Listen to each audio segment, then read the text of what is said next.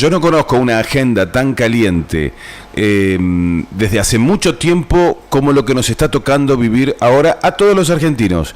Estamos en una situación que no ha sido escrita, que no hemos vivido jamás en la vida. Una situación donde en plena democracia estamos encontrando resquicios donde actitudes y promociones casi dictatoriales están prohibiendo la libertad de todos los argentinos de poder elegir a nuestras máximas autoridades políticas, obviamente.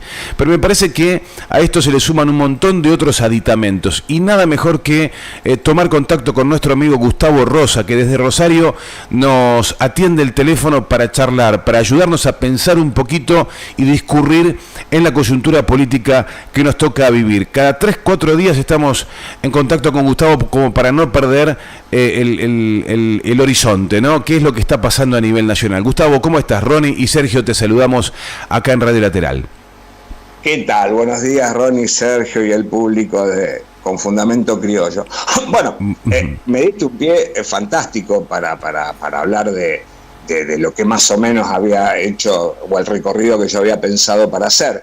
Recordemos que esta es la semana de la memoria, verdad y justicia, que cierra el viernes con el gran acto histórico ya que se hace en conmemoración y como una barrera, como un límite, ese famoso nunca más, que se renueva todos los años, pero está presente cada día, y con una especie de condimento especial, porque en muchos otros 24 de marzo siempre planteamos que el que rompe con la democracia son los militares, o sea, son los golpes de Estado militares que tuvimos históricamente desde 1930 hasta 1976, y esos eran los cucos que alteraban la democracia, con la atrocidad que hicieron, sobre todo en la última dictadura.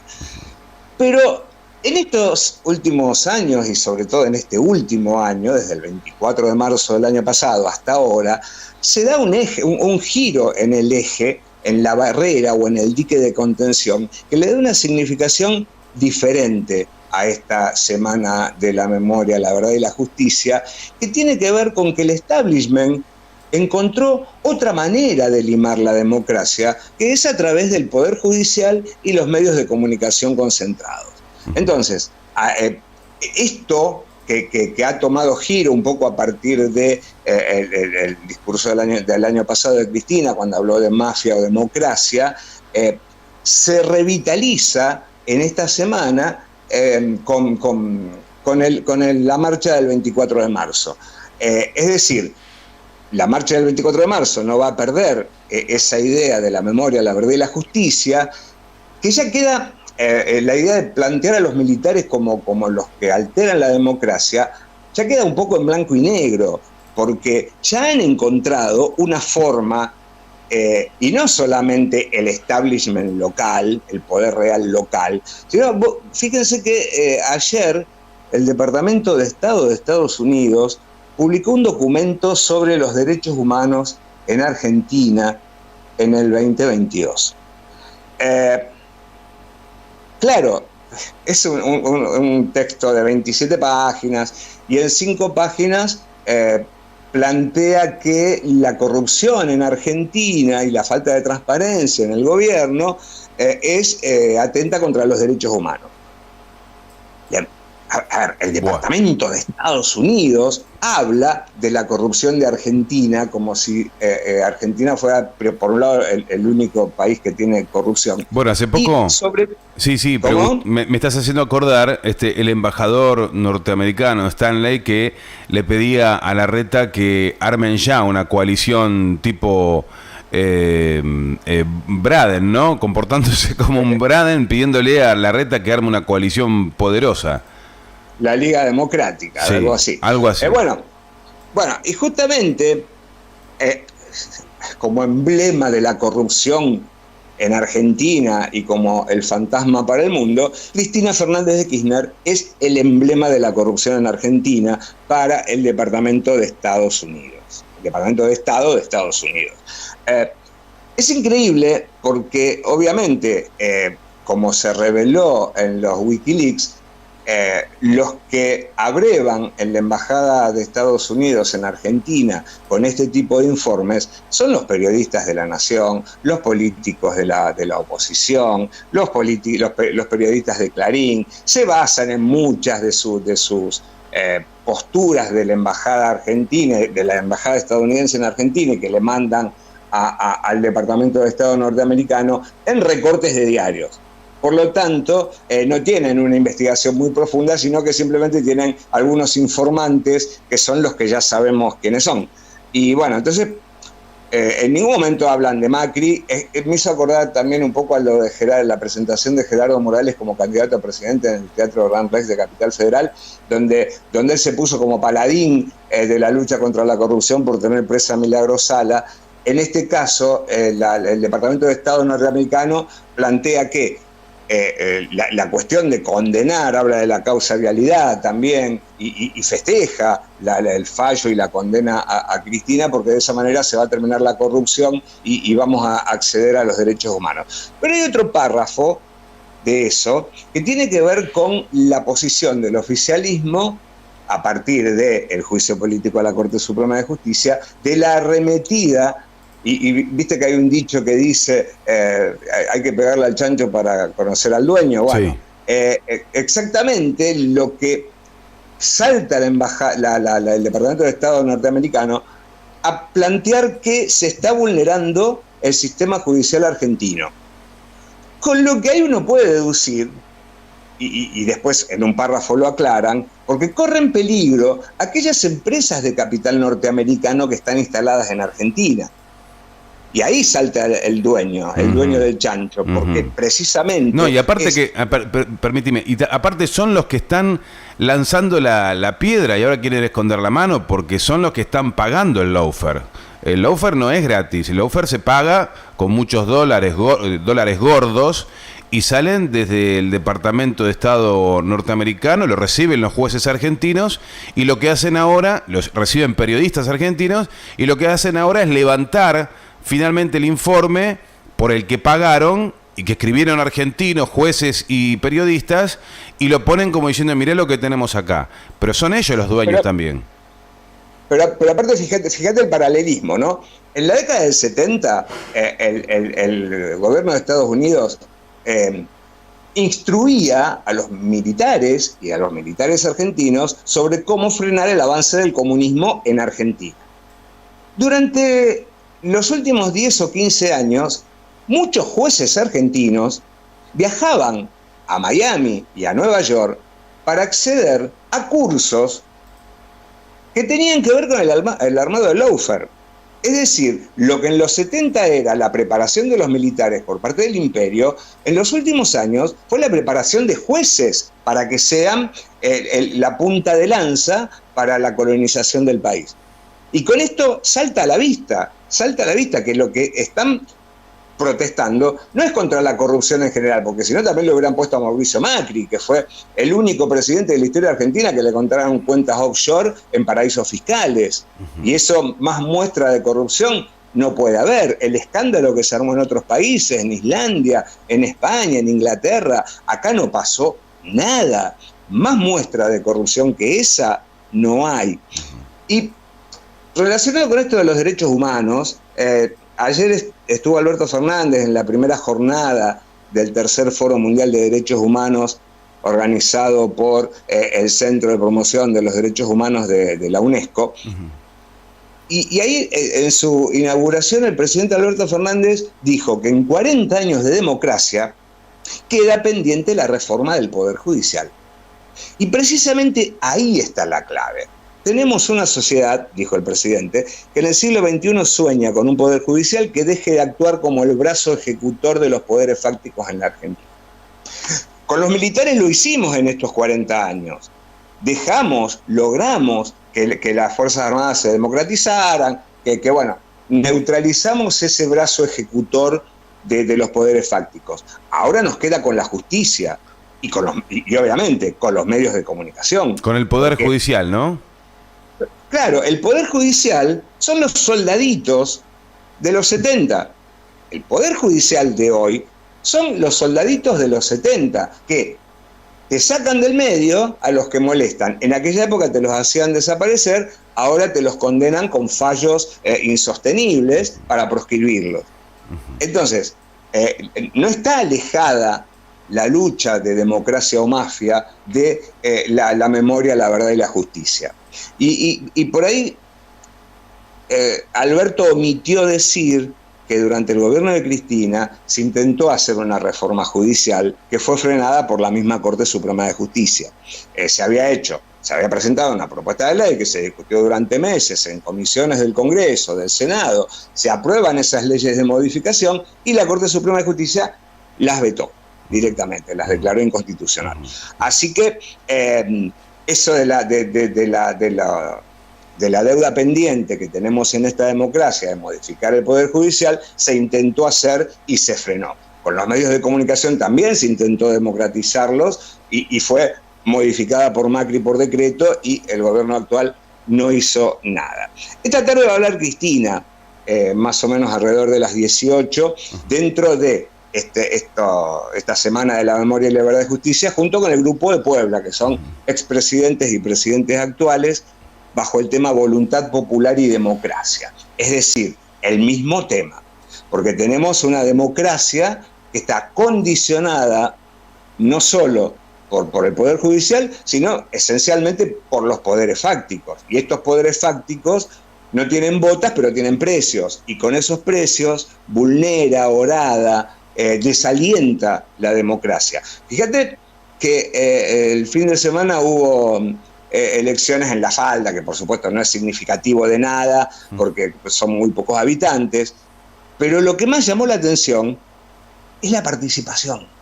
Un 51% de los que estaban empadronados fueron a votar. Es la más baja, la participación más baja que se recuerde. ¿Por qué? Porque la democracia aparece como débil, como impotente para modificar lo que debería ser su principal objetivo, las condiciones de vida de los habitantes, de los ciudadanos.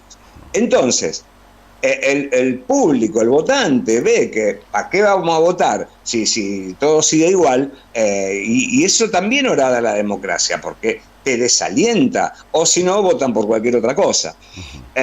Así que bueno, un poco como para... queremos profundizar sobre esto, pero voy a tirar un datito así de color, entre comillas, sí, para que no nos sintamos tan desalentados. Ayer, 20 de marzo, fue el Día Internacional de la Felicidad instaurado por las Naciones Unidas y que mide el índice de felicidad en 109 países. Obviamente Finlandia, podemos hablar de por qué Finlandia, está en el primer puesto por sexto año consecutivo como el país más feliz del mundo, o que sus habitantes están felices, y Argentina está más o menos en la mitad, en el puesto 52. ¿Aún campeones del mundo? Aún campeones del mundo estamos en el puesto 52. En la mitad de la tabla subimos 5 puestos desde el año pasado. A pesar de que no... Sí, pero no le creo ni a palo. Somos el país más feliz del mundo, el pueblo más feliz del mundo. Debería ser. Lo que pasa es que ahí, bueno, en esta especie de encuesta, que tampoco es significativa porque se hace sobre 1000 y pico de personas de cada país, tiene que ver con el análisis del PBI combinado con el bienestar social, la esperanza de vida, el nivel de libertades individuales y sobre todo el nivel de corrupción percibido por la sociedad. Por lo tanto, que eso nos tira muy abajo. Si eliminaran ese ítem del nivel de corrupción percibido por la sociedad, estaríamos entre los primeros puestos. Porque recordemos que la idea de la corrupción es más que nada un armado mediático que una realidad que vivimos a día. Y en todo caso, los que corrompen son los grandes empresarios, es el capital el que corrompe la democracia. Si uno ve Finlandia, si uno ve la estructura económica de Finlandia y esa felicidad, contra todo lo que nos dicen los liberales, el país Finlandia, que son muy pocos habitantes, son más o menos unos 5 millones, es el país con menor densidad de población, el Estado está absolutamente presente en la salud, presente en los servicios públicos, presente en la seguridad, presente en la educación. No existen escuelas privadas en Finlandia, por ejemplo. Y además, es uno de los países con mayor carga impositiva, tanto a los ciudadanos, a los trabajadores, como a las empresas. Por lo tanto, cuando aparezca un Macri o un Milei, poniéndote como ejemplo a Finlandia, habría que decirle todo esto. Finlandia no existiría o no sería ese país de maravilla si no tuviera un Estado absolutamente presente, con una carga impositiva muy alta y un control de los ahorros y de los capitales privados. Por lo tanto, no es el paraíso neoliberal Finlandia, sino todo lo contrario. Es el paraíso de un Estado absolutamente presente para garantizar el bienestar de las personas. Seguro. Y por eso es el país más feliz del mundo. Como para que no te vengan los agoreros a decirte que acá hay que destruir el Estado, que hay que achicar el Estado, que tiene que haber menos control. ¿Y cuánto ganarán las empresas, no? ¿Qué porcentaje tendrá permitido un empresario que invierte en Finlandia en llevarse una tasa de ganancia? No debe superar el 3, 4 o 5% con furia. Sí, por supuesto, porque aparte hay volvemos a lo mismo. Yo siempre digo acá que la cuestión de la inflación es en gran parte ética, ¿no? Por un lado, sería impensable pensar en una tasa de ganancia que perjudica a una población con un Estado que está fuertemente posicionado en garantizar el bienestar de sus habitantes. Por lo tanto, un Estado con esas intenciones no permitiría una tasa de ganancia mayor al 2, 3, 5, 10%. Se espantaría ese Estado con las tasas de ganancia que hay acá. Y no sería el país más feliz del mundo tampoco. Exactamente. Pero además, como para aquellos que protestan en contra de la intervención del Estado, el Estado calcula y obliga a las empresas a la reinversión de parte de sus ganancias. Es decir, que en la medida que invierta su ganancia anual, tiene una tasa impositiva más baja. O sea que para que una empresa pague menos impuestos tiene que invertir más en su propia empresa y también, bueno, tiene otras cuestiones que tienen que ver con inversión en obra pública, etcétera. Por lo tanto, hay un Estado que controla a los privados y no que los deja hacer. En todo caso hay que estar inversión extranjera gigante. Claro, en todo caso hay que estar en contra de la intervención del mercado, ¿no? Exactamente, porque el mercado es nada. Cuando te hablan de la libertad de mercado no es una garantía constitucional, no está, no existe eso es una falacia. Lo que tiene que haber es una responsabilidad empresarial, que es lo que sí manda la Constitución. Lo que sí manda la Constitución es la participación de los trabajadores en la dirección de las empresas y una participación en las ganancias de las empresas. Cosa que no se cumple jamás, eso está en el artículo 14 bis de nuestra Constitución, y eso acá ni se habla. Y estaría bueno empezar a incorporarlo, ya que desde la derecha rancia te hablan de una reforma laboral. Desde el kirchnerismo, desde el Frente de Todos, se puede decir, sí, está bien, estamos de acuerdo en una reforma laboral que incluya esto, que incluya una reducción de las horas semanales sin perder salario, que incluya la participación de las ganancias de los trabajadores, que incluya decisiones de los trabajadores en el directorio. Ahí sí uno acepta una reforma laboral, porque cuando uno escucha hablar a la derecha de reforma laboral, obviamente que se espanta, porque es una amenaza más que una propuesta. Pero bueno, hacer la contrapropuesta, decir, vamos a discutir una reforma laboral que incluya esto, esto y esto, para mejorar las condiciones del trabajador y no para empeorarlas. Contraponer, no escapar a la discusión política. Eso sería muy interesante. Incluso cuando se habla de la reforma impositiva. Está bien, vamos a hacer una reforma impositiva de esta manera.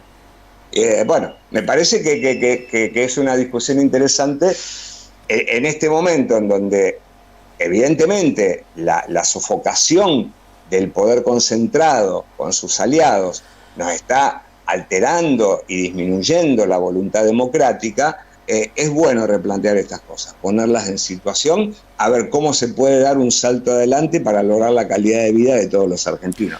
El aprovechamiento de los recursos, ¿no? Sí, sí. Por último, Gustavo, te quería preguntar, el otro día charlando con Ronnie nos comentaba la entrevista que escuchó de Hugo Yasky, que hacía referencia a todo un rum, ¿no? que está corriendo, que tenía que ver con o con el misterio de que los presidenciables del espacio nacional y popular o kirchnerista es como que pusieron una pausa, ¿no? Estamos hablando de Zamora, estamos hablando de Capitanich, de Guado de Pedro y demás. Entonces, Scioli, entonces, claro, entonces la pregunta es, ¿no se estará pensando en avanzar con la posibilidad de llevar un candidato a vicepresidente que pueda sostener una candidatura de Cristina Fernández, que en caso de que la justicia le ponga un palo en la rueda, la continuidad del proyecto no se vea interrumpido por el hecho de que Cristina no pueda continuar el recorrido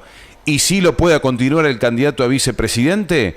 ¿Puede ser esa una alternativa? Que Cristina diga, bueno, me animo porque el proyecto no va a quedar trunco, si voy como candidata, me proscriben, pero tengo la carta verdadera, que es la de la vicepresidencia, en caso de que no me dejen avanzar a mí.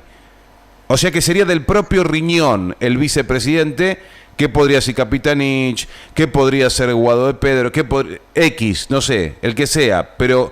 Lo que pasa es que habría que ver si se va a hacer un acuerdo para que presidente y vicepresidente sean del mismo espacio del Frente de Todos, o sea, filo kirchnerista o kirchnerista. A mí me cuesta... yo no creo que se logre un acuerdo con todos los integrantes del Frente de Todos, sobre todo después de que Aníbal Fernández despotricó hace unos días en contra de la Cámpora, dijo cosas, la verdad, imperdonables por parte de alguien que supuestamente está dentro del espacio y que fue un admirador de Cristina.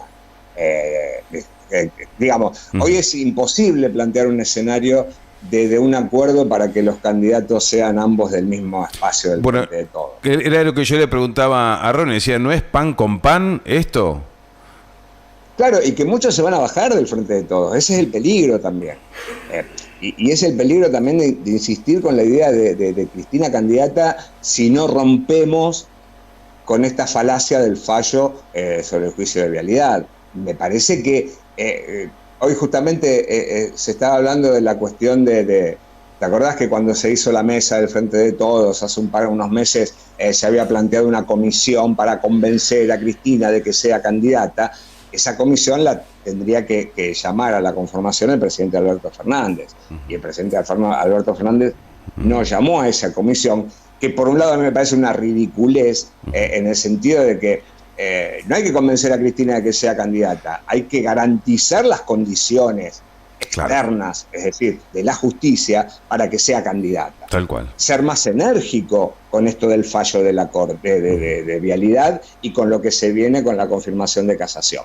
Sí. Me parece que para garantizar que Cristina sea candidata tiene que haber unas condiciones de fuerza por parte del Frente de Todos que en este momento es imposible. Ayer se hizo la intervención de Edesur y el que hizo el anuncio fue el ministro de Economía, no el ministro de Energía o el propio presidente. Debería ser el que ponía la cara ahí diciendo hemos intervenido Edesur.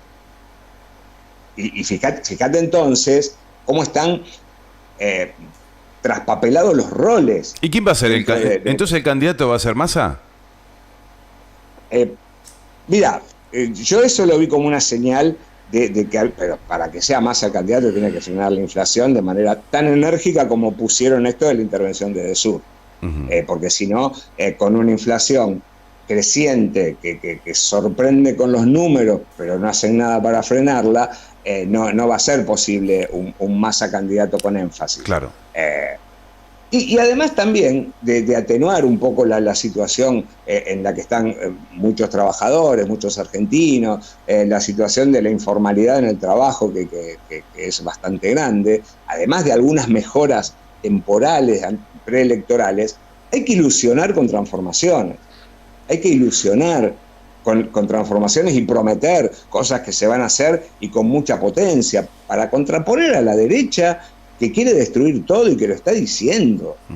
Está diciendo. Y algunos dicen, bueno, por lo menos ahora dicen lo que van a hacer. En las elecciones de 2015 Macri también decía lo que va a hacer, pero después cuando empezó la campaña, empezó con los spots edulcorados, que no vas a perder nada de lo que tenés, no vamos a perseguir al que piensa distinto, y te decía papanatadas que entraban en el público. Ahora están diciendo el plan económico, de modificar, de hacer en 100 días un shock para acomodar la economía, la reforma laboral, reforma previsional. Después, cuando venga la campaña, van a empezar con esos mensajes edulcorados y sin contenido, porque la campaña es eso, es propaganda pura, publicidad pura, marketing. Ahora están hablando de política, ahora amenazan. Cuando vengan los spots publicitarios frente a la campaña, van a decir pavadas.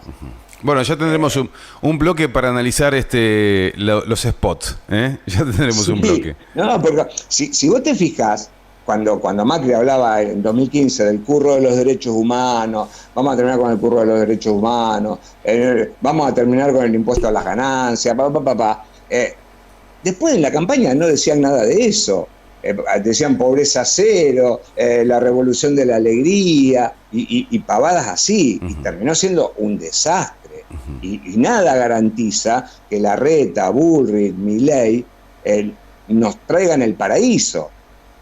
Los candidatos del Frente de Todos ellos el paraíso, pero nos pueden conducir hacia eso. Claro, pero no sé si coincidimos en que el libreto viene de afuera, tanto sea Bullrich la candidata, Macri o Milei, el libreto de la agenda de trabajo y las imposiciones vienen de afuera. Ellos no van a gobernar sin el calor de los intereses transnacionales y toda una agenda global. Por eso la tienen fácil, por eso están ahí, porque es el establishment el que los apoya. El problema es que son tan hábiles y tienen tanto poder de fuego con sus medios de comunicación que logran convencer a una parte de la población de que eso que ellos proponen va a ser beneficioso.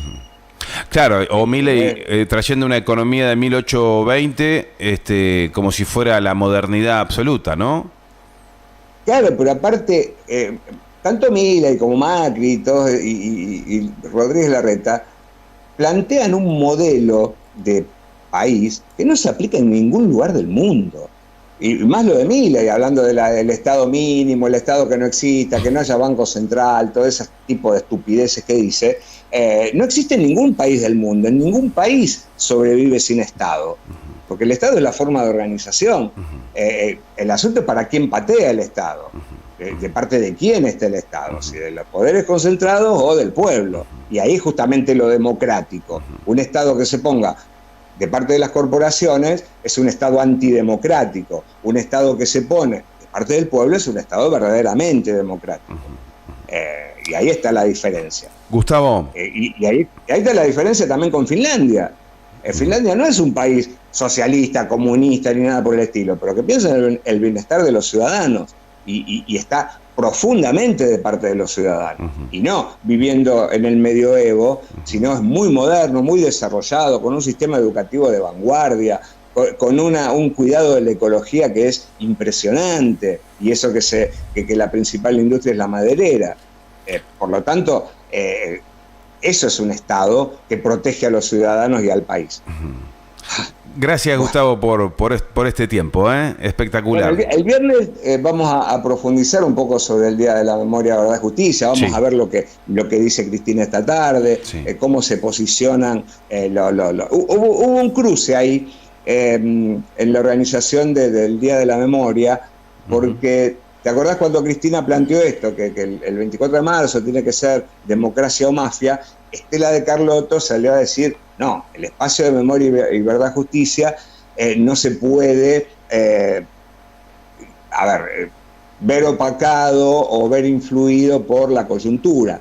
La Cámpora la semana pasada también salió a decir que vamos a marchar para reivindicar la democracia contra la mafia, y también salieron los organismos de derechos humanos a decir no, esto es por la memoria, verdad y justicia. Y en realidad uno tendría que pensar que esto del 24 de marzo, como ese reservorio de memoria y verdad justicia, que es muy válido y que es muy importante a nivel internacional, tiene también que actualizarse en la coyuntura en la que estamos, porque eso de memoria, verdad y justicia lo podemos llegar a perder con esta mafia que nos está acosando y que va creciendo. Exacto. Firmo al pie eso que acabas de decir. Hay que actualizarlo. Bueno, muchísimas gracias. Es la primera firma que tengo de mi declaración.